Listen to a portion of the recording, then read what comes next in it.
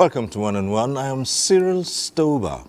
Now, agriculture and food security, key components of the administration's agenda towards improving the lot of the citizen and growing the economy. Now, the approach is to provide support to farmers in terms of funding, building access to financial services, providing grants for research, training, and market information. Now, the overall goal is to increase food and agricultural production, generate greater economic activities, and create job opportunities for a teeming youth population. An agency of government is in the forefront of this, executing a wide mandate in ensuring food security. Now, that's our focus in today's program. Muhammad Abu Ibrahim is a seasoned business leader with close to 3 decades of experience across various business initiation, financial management, and investor relations. He holds advanced certification from prestigious institutions, among them Robert Kennedy College, Zurich, Harvard Kennedy School, and the Frankfurt School of Finance and Management. He is the co-founder of Africa's first online livestock trading platform. A fellow of the Africa Leadership Initiative, he comes to us as the Executive Secretary of the National Agricultural Development Fund, NADF. Thanks for being here on One on One. Thank you for having me. All right. Good afternoon. Well, we started introducing this effort by the Tinubu administration to address food security and grow opportunities that will give jobs and improve Nigeria's economy. But if we look back, we also recall that the administration declared an emergency on food production. Yes. Now, first let's look at the NADF's wider mandate and how it's keying into that and driving the administration's goal of ensuring food security and all that. Yes. So, thank you very much. The NADF is the new agency of government. It was actually established, the act was signed into law in October of 2022. So the NADF came into being in October of 2022. We have been here to lead the agency from November of 2023. So it's been 2 years plus since we've come in. The agency in itself is set up as a sector-specific funding agency, specifically, and it's a development fund. What it means is that we're always conscious of balancing the commercial and the social in what we do. So while we're also providing funding and seeing that there is access to finance for our teeming farmers, social impact is also keenly important. Since the declaration of the food emergency on food security, the government has set a thrust as to how this sector is supposed to thrive, how this sector should be run. It started with a little bit of market correction activities. I think we would say we have gotten to a market stabilization stage, and then hopefully the next level is continuous growth for the sector and for the economy at large. Thank you. Now, food security itself is a lot deeper than most people think, and there are many aspects of it that contribute towards ensuring that. Yes. And there are different areas. Along with the mandate of the NADF, how are those specific, you've just described it as a specific intervention agency, so how are those areas being addressed? Finance, one of the biggest issues, of course, we know affecting agriculture is farmers' access to funding. How is the NADF going about this? Okay. For context, the NADF is a wholesale lending organization, so we do not give direct credit. We work through participating financial institutions. The Act mandates that we fund through participating financial institutions. Since coming, within our wider strategy, we have set out 2 products that we've launched. One is the NADF full-on lending product, and the other is the NADF blended finance product. So within these 2 products, we've been able to catalyze financing across various sectors. I know we've touched on the poultry sector, on rice, on maize, in infrastructure, and the various aspects of the sector. But even before going to the specifics that we've done, I think it would be better if I can introduce our larger thinking in the way we see our plan for the sector. So we've developed a 5-year roadmap, and in this roadmap we have had specifics. The mandate is the entire length and breadth of agriculture. However, for us to be focused, to ensure that we are not up there touching on everything, and we're well tailored to meet the yearnings of Nigeria and also to fulfill our mandate, we have a 5-year roadmap. And in this roadmap, we have set out our priority areas. Our priority areas are, first, agricultural input. Within this priority area, we have prioritized the seed systems and fertilizer. The seed systems, because the seed systems is that tool where most agricultural revolutions happen. Even as laymen, we know that we are unable to affect our weather nor our soil. So the seed is that ingredient that is utilized for proper revolution in agriculture. The second is fertilizer. Fertilizer being the most commercially run of all the inputs that we have in this country. If you look at certain value chains, if you do what is called an EOP, economics of production, you find that fertilizer costs would sometimes as high as 60-65% of total input cost. So those are the 2 priority areas. Again, the mandate is wider than that, but these are the areas that we have prioritized to fund within the agricultural input pillar of our strategy. The second is agricultural infrastructure. Here we have prioritized post-harvest loss storages. Of course, we know how much of damage post-harvest losses does to the output that we have. And the second is irrigation. The hope here is that we transit from a single rain-fed production system to a biannual or even a 3-time-year farming system with irrigation. So this is where we are hoping to fund the most within agricultural infrastructure. 2 things catch my attention here. Yes. And one of them is fertilizer. And Yes. this is it's been one of the most problematic areas of agriculture in this country. Yes. There have been various initiatives in ensuring access to fertilizer. Yes. And of course the cost, you just told us that sometimes that can go as high as 60%.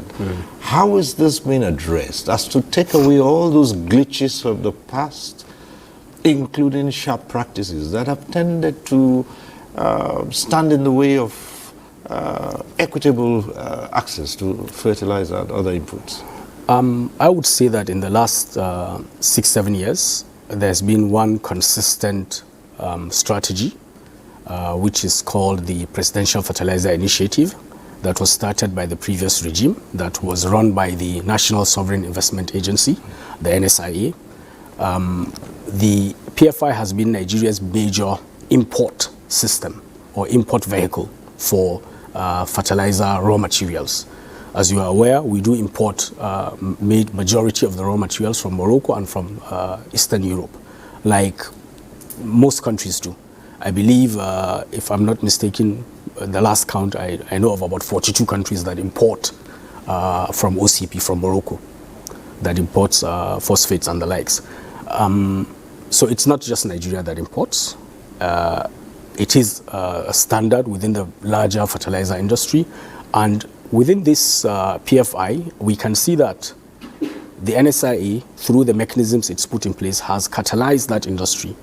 When it started, there were less than 10 fertilizer blending plants. As we speak now, there is close to 90 blending plants in country that are blending.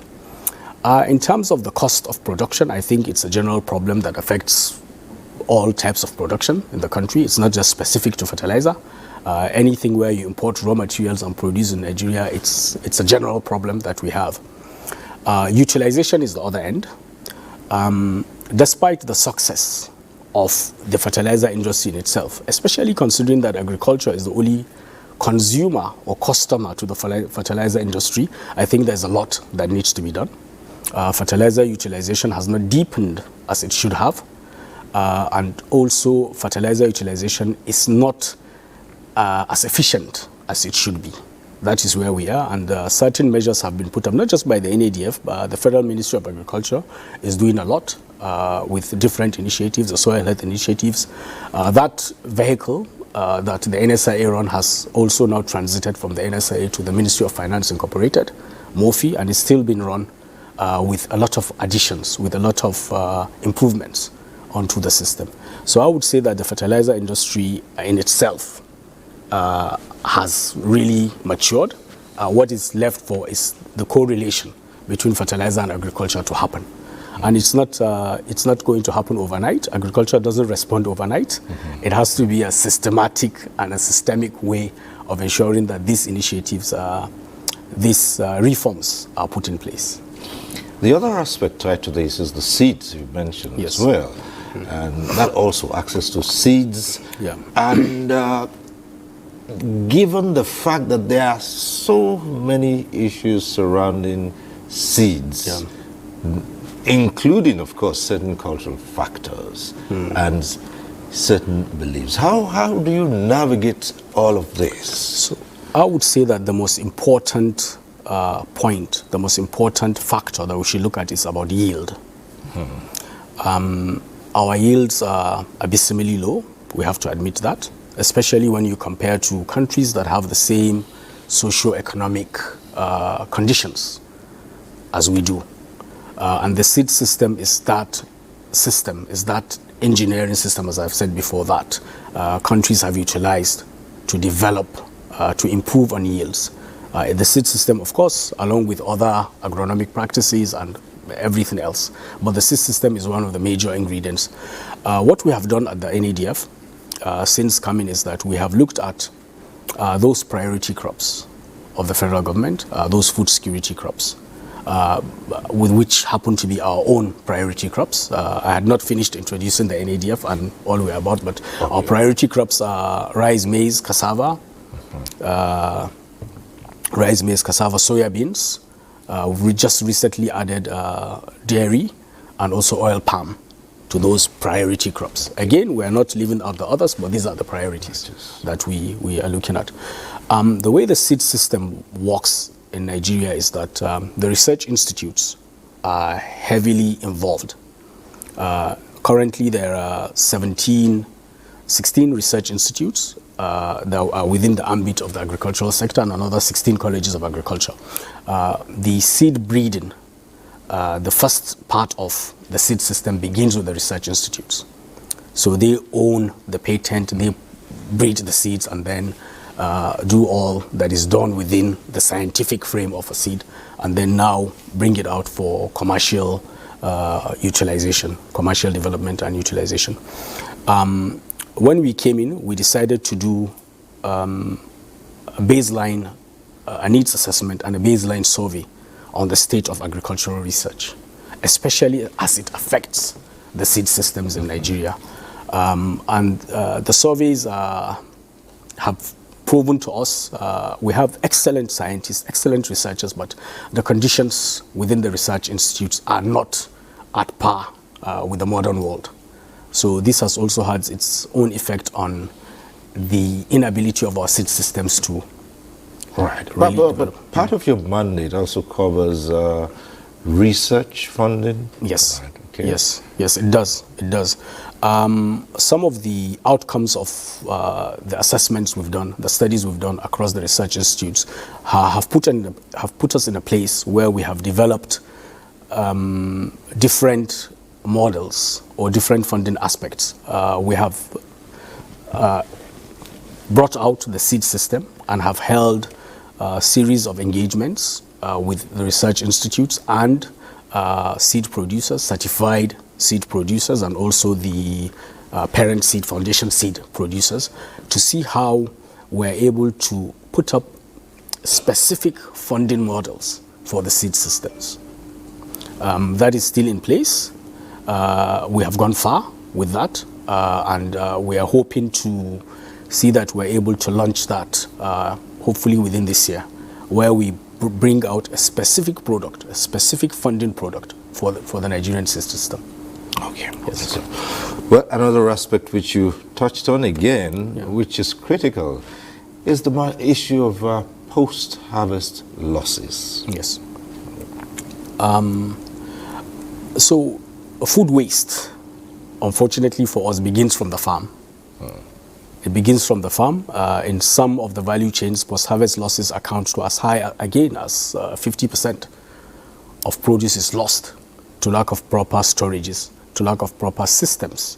Post-harvest losses and logistics as a whole is one area that we are lacking. And at the NADF, we have been able to look at the different policies that avail within the post-harvest or within the post-harvest loss system. We've aligned with the Federal Ministry of Agriculture and Food Security and are providing blended finance models. Agricultural infrastructure in itself should be a very attractive investment destination because it's long-term, it's very rewarding if done right. So our focus in terms of funding within agricultural infrastructure is to see how we can bring in patient private capital to fund agricultural very rewarding, as you say, but also prone to exigencies of nature. Very true. And I would say that this goes back to how we have always perceived agriculture. Climate change and these natural occurrences, as you've mentioned, have proven to us that agriculture shouldn't be a sector that should be supported. We shouldn't perceive agriculture as a sector to be supported. Agriculture should be perceived as an investment destination. We are unable to weather the storm, to go over some of these shocks, especially those that have to do with climate change, because of the foundational problem that I see, that perception of agriculture from both public sector, private sector players. We've always viewed it as, agriculture. No, agriculture is an investment destination, but investment does not come easily. Certain structures have to be put in place. Certain risks, or if not all, have to be mitigated. And then you have to make the general sector attractive for investments to flow. And that is the mantra that we are working on, and we are beginning to see results in that aspect. For long, the country has been on rain-fed agriculture, seasonal crops, and many parts of the world have moved beyond that to have all-round activities. And yes, this is catching on here, but probably not as fast as we would all expect. Yes. In NADF's role, how is it keen into that? We're keen into that by promoting innovation, by ensuring that we have chosen those enterprises, those agri-businesses that have innovation as one of their keywords to fund. In the last 1 year, we have funded 6 or 7 major agri-businesses across different value chains. And besides the funding, the risk analysis, the credit ratings, and all the things that financiers do, we have tried to look at innovation and impact. What new innovations have you brought? What impact would this system that you've put in place do.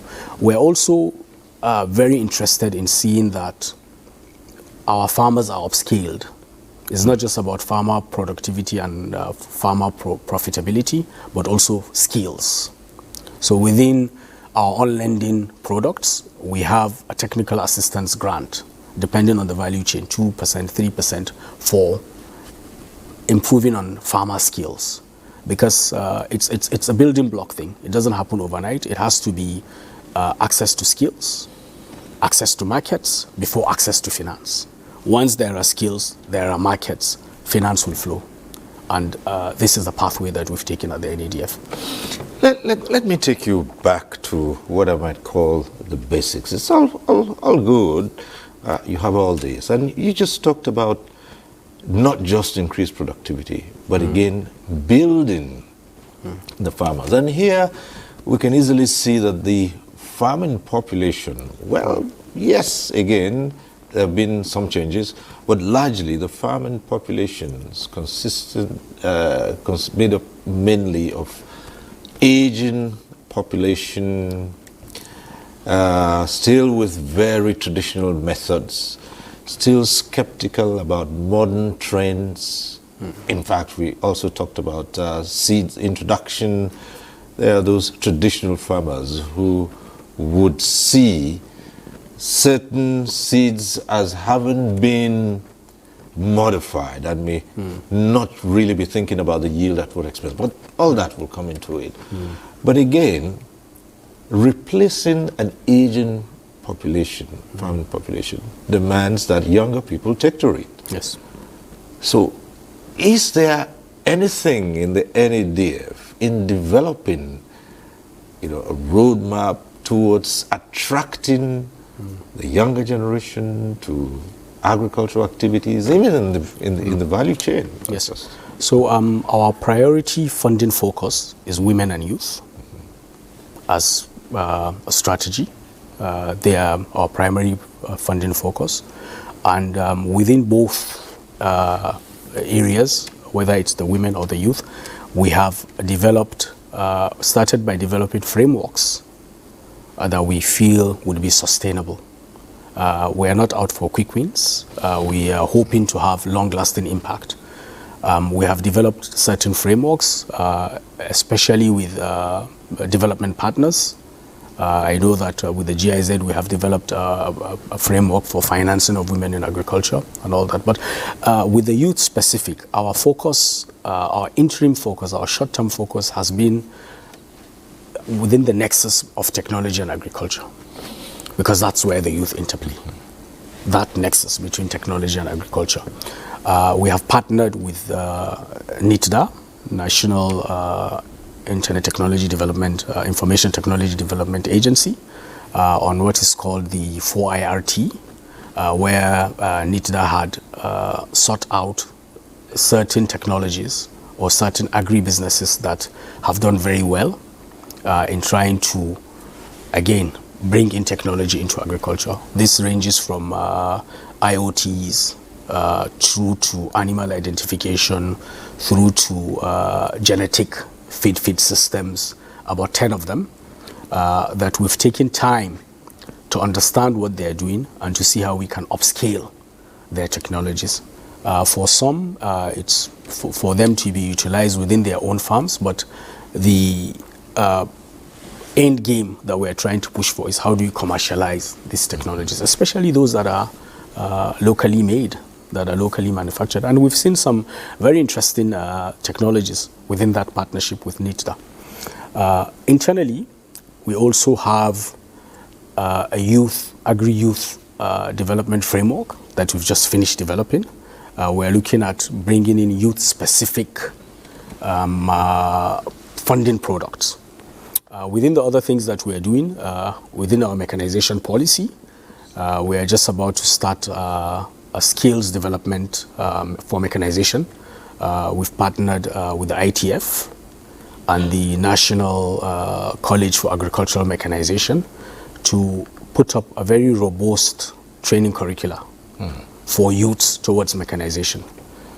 This entails not just maintenance, but also learning on the new devices that come into agriculture. So it's everything from devices, from the larger equipment and implements that have to do with land clearing, through to plant health, plant growth, everything up to post-harvest losses, and genetics as well. Right. Yes. And okay, just quickly, since you also spoke of land clearing and all that, and that's an aspect which we might have skipped in when we talked about the seeds. Also, diseases in stemming the various diseases that affect harvest. That's even before the harvest. Before we talk about those losses. Yes. So one of the mandates of the NADF is also to respond where there are emergency situations in the sector. And the first of such situations we've had is with the ginger blight, which is very akin to what you're explaining. In 2024, ginger, which mainly grows within certain parts of Kaduna State, 80% of Nigeria's output is from that area, got a strange disease, some ginger blight that wiped out almost 70-80% of output. And as part of the mandate that we have to respond, we responded as part of a larger ginger blight economic group, GBECT, it's called Ginger Blight Economic Transformation, that the federal government put up, that was to see 4 different aspects. There were 4 different groups in the larger task force, Ginger Blight Eradication Task Force, that's the name.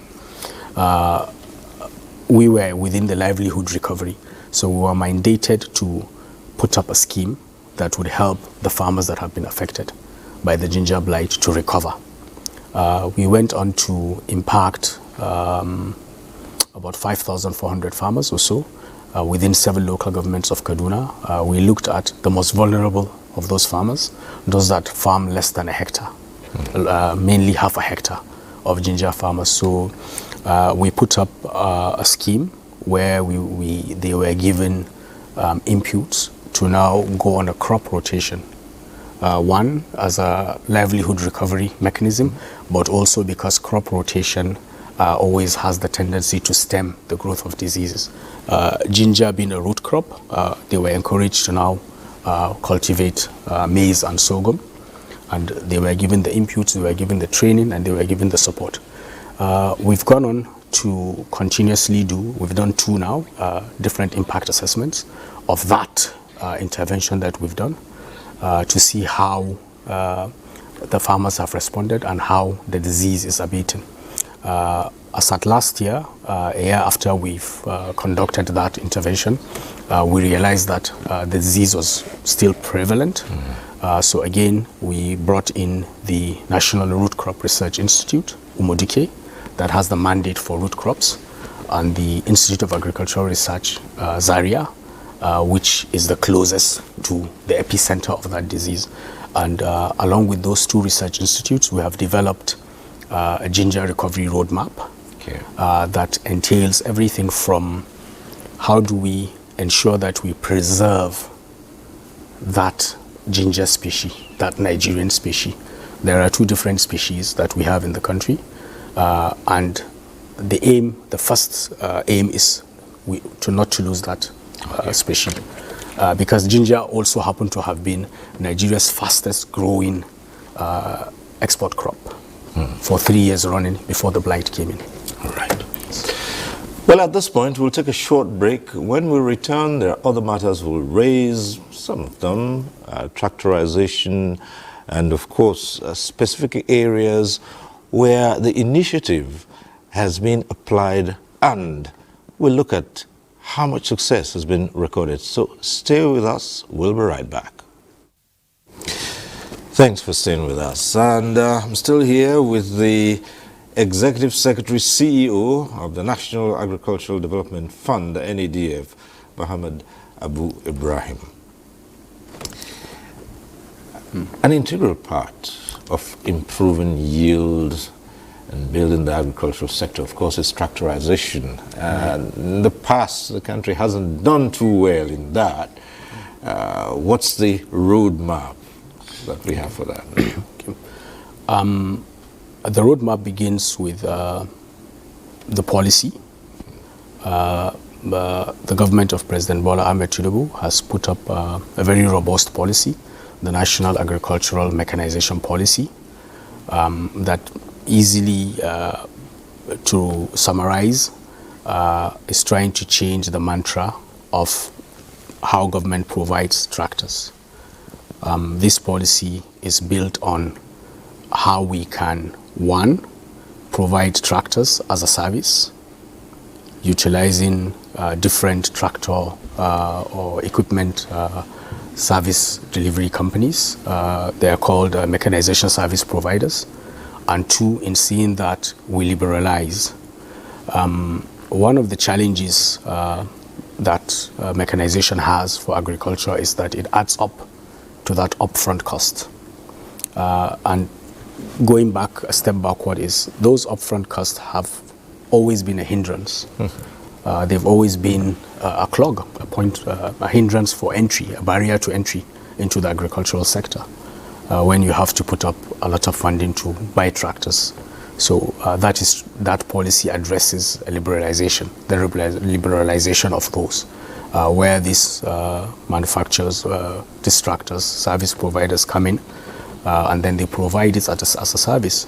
You want to have your land cleared, you want to have your land ridged, whatever it is X naira per hectare. You come in, you do, and then it allows you to put your hard-earned capital into other endeavors that you do. The policy also has different agencies implementing. The two major ones that are in place, one has started, which is the Belarus tractors that is being implemented by our sister agency, the Bank of Agriculture. There are 2,000 tractors. The Bank of Agriculture has been selling these tractors at a rebate, and also for those that are interested in buying directly, it's available. They've also, at the last count, I think 7 or was it 8 tractor manufacturers, mechanization service providers have signed up that will now aggregate land. Another area that this policy touches on is a hindrance that we've always not looked at. It's not just about providing tractors, but tractors have to service land holdings that are adequate, or else the cost of owning the tractor would not make any sense. That's another huge challenge, right? Exactly. So in doing that, the mechanization service providers now have the responsibility to aggregate land. Typically, and unfortunately, a lot of our titles, our land holding is in fragments of 1, 2, 3, 5 hectares. So not all equipment can go into those areas, but if the service mechanization service providers are able to bring in, then they come in and service over time. Well, you have recorded considerable experience in so many, in various aspects of all this. What would you suggest, particularly in this matter of title holdings for land, to ease this problem? So I would say that certain transitions ought to happen. They are beginning to happen. We need to commercialize agriculture. It's not just a culture. It should be our national economic driver. Agriculture should be our foremost economic driver in Nigeria. And as we continue to transit towards commercial agriculture, this system would change. There would be improvements. We are beginning to see those improvements in the types of farms that we are beginning to see. The plantation subsector, cocoa, oil, palm, have gone past that. We are seeing agribusinesses not just doing well within the farmstead, but have become stocks of choice. So, and I believe gradually, with the right policies in place and with the right structures and funding. Again, there are no quick wins. Agriculture doesn't respond overnight. The aim is to ensure that we have long-lasting impact, and it takes time to do that. it takes time. If we're able to have these transitions, the first one you've mentioned is to transit from a single annual farming system, but to have irrigation and utilize our water bodies for more seasonal cropping, then we would see that. But mechanization would go deep. The other thing that the government has done is that they've ensured that the different tractors that will be run by the different agencies are of different sizes.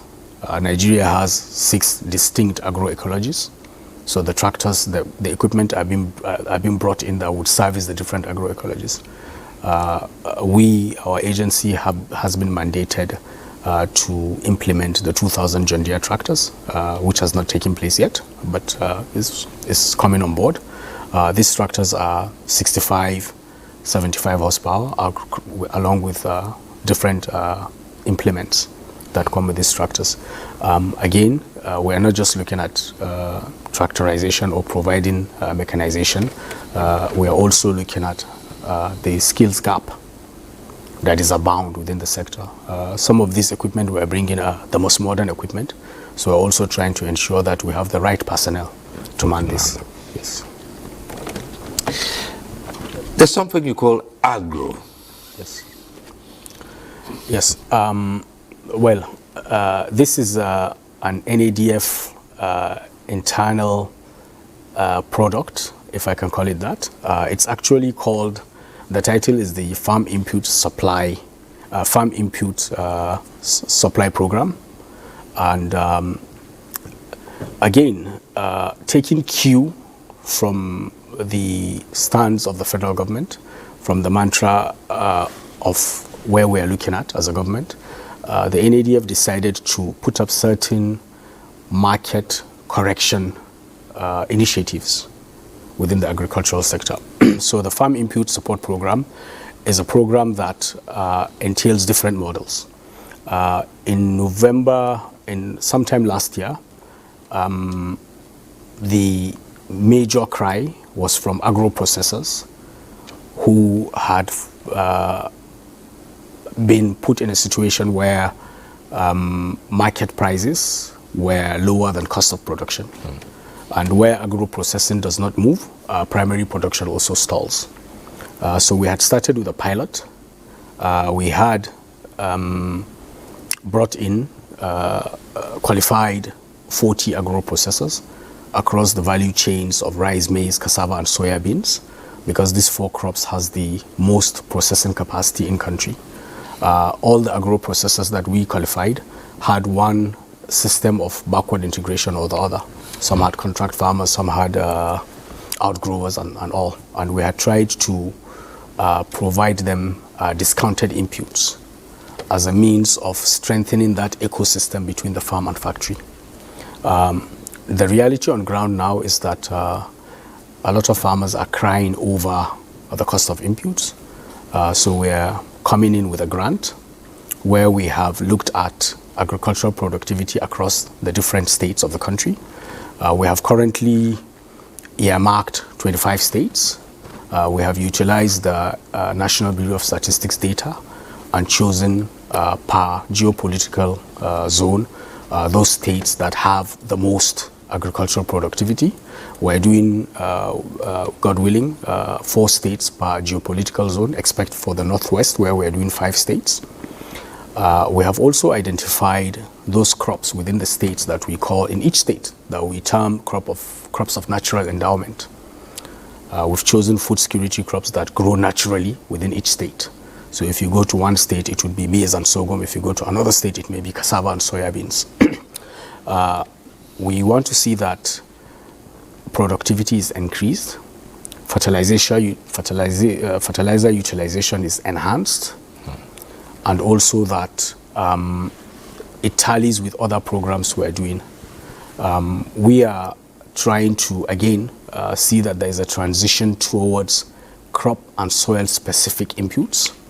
So this is one of the ways we're trying to. So within the FISP, besides identifying those crops of natural endowment, we have also looked at other areas where we feel some correction should happen so that we now move on to market stabilization, as we've said. And here we have looked at the vegetable subsector. You find that in some areas, sometimes we have a tomato disease and yet the price of onion also goes up. So for every state we have brought in 2 food crops. In some states there is also a cash crop because those are the crops of the natural environment, and a vegetable, including, well, they're all vegetables, Nigerian vegetables, you know, the likes of okra and the rest. So we have brought in the different farmer associations under the umbrella of the larger association of farmers and collected data of farmers within those 3 crops per state. That's one big issue, data. And Yes. you hear all the time that Yes. this is a scarce commodity, if you like, in this country. Yes. Adequate data that's useful for planning. How is NADP going around this? I mean, there are people who would say, look, if you're trying to affect a sector, then you must begin by knowing the numbers that are into it. You have the statistics of those who you're targeting. Is there that data available now? Yes, I would say data exists. Credibility differs from one data set to the other. Right. The National Bureau for Statistics has done a lot in this aspect. We have a working group, a technical working group with them, where majority of the data that we utilize comes from them. But there are data sets everywhere. The banks, despite the limited funding towards agriculture from commercial banks, has a lot of credible data. The development partners also have data. There are a lot of data sets that are around. I think the inability to aggregate this data in a usable format has been one of the challenges. And go ahead, sir. Right. Well, the FISP, as it sits now, is entirely the initiative of the NADP. NADF. Is there any impact evaluation system in place? Oh yes. Oh yes. Oh yes.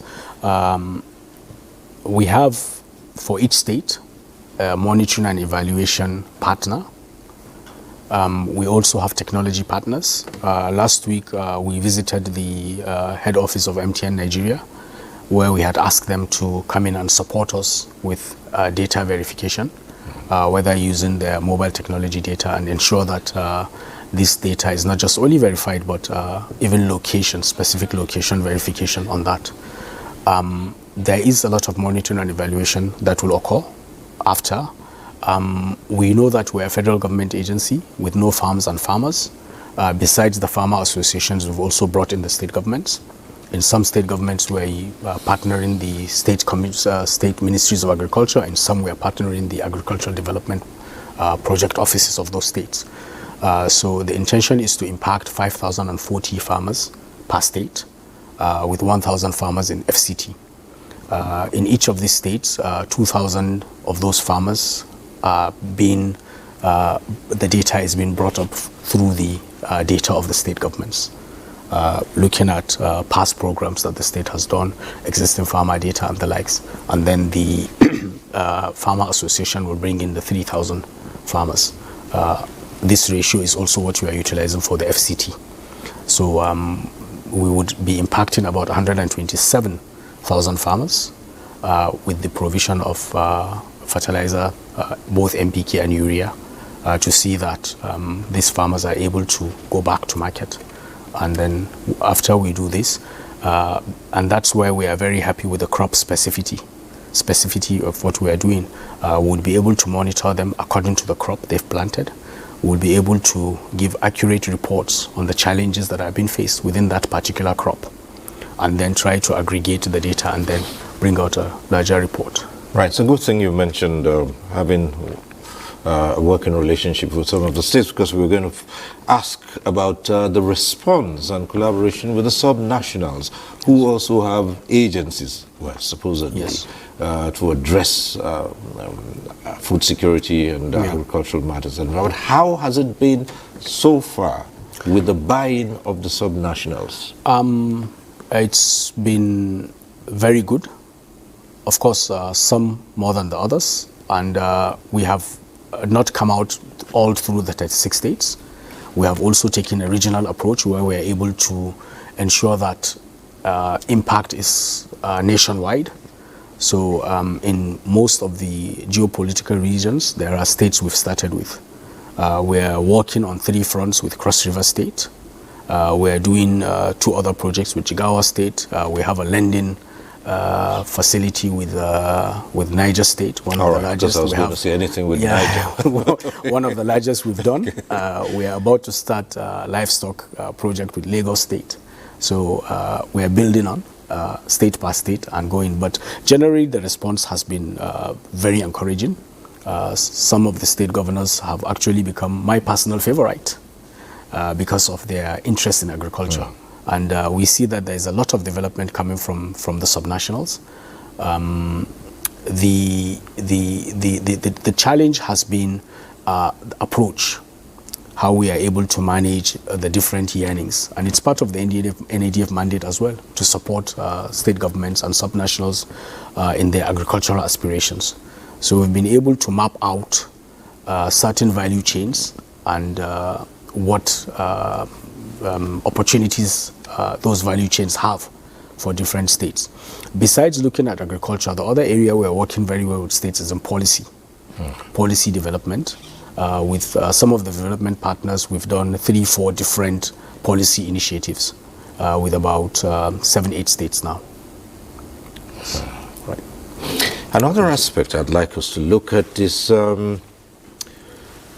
how do you contribute towards the elimination, well, maybe elimination is not the right word, the reduction in this almost total reliance on government in driving agriculture? Yes.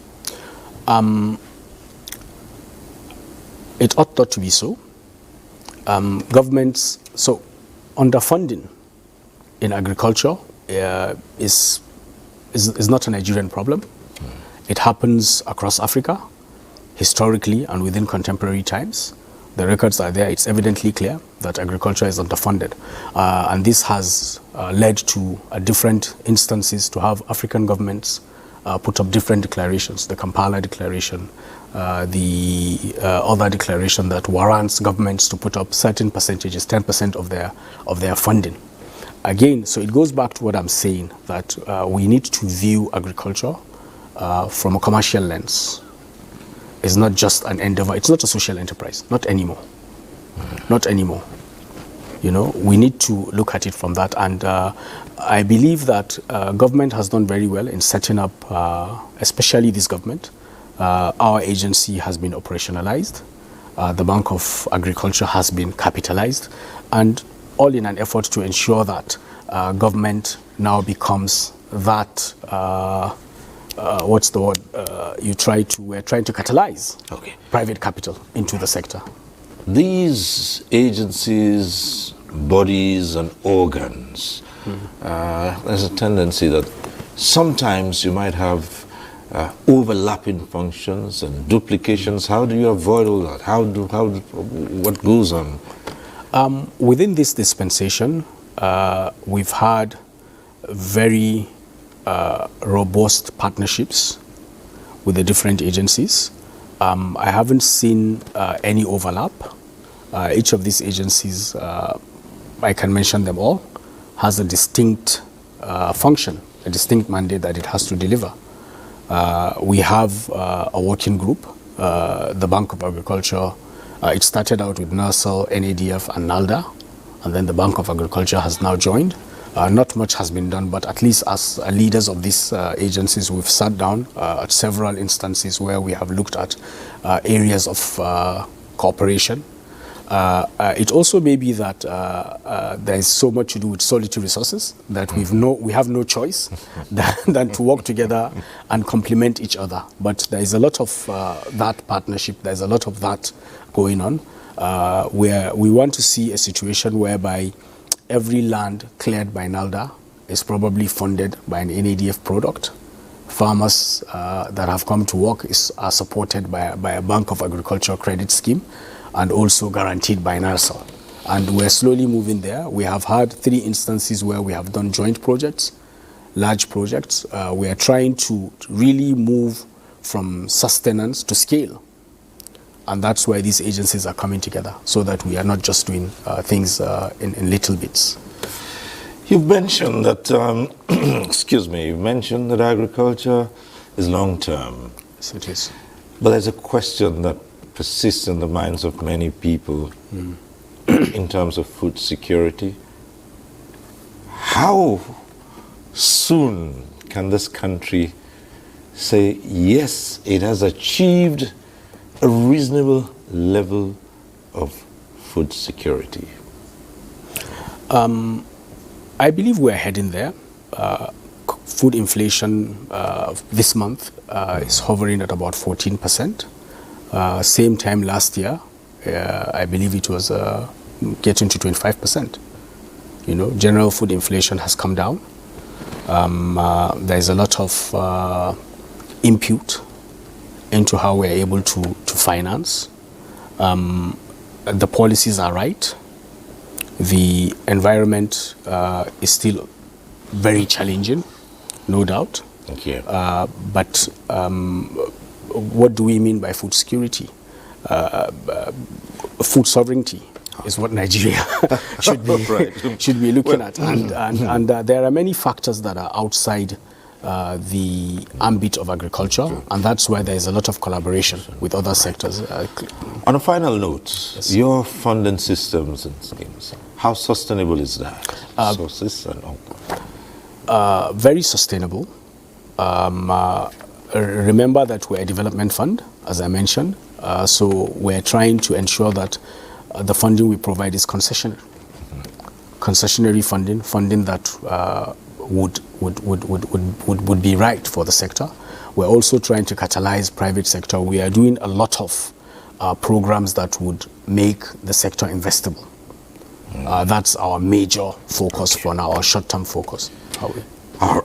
Yes. Muhammad Abu Ibrahim, Executive Secretary, CEO of the National Agricultural Development Fund. It's been interesting talking to you. Thank you very much. We hope you'll come again. Thank you. We can explore further. Thank you very much. Your contributions to ensuring food security in the nation. Thank you for coming on One. Thank you for having me. Thank you. And that's our program today. We thank you for watching. Next week, we'll be back with One on One. I'm Cyril Stover. Bye for now.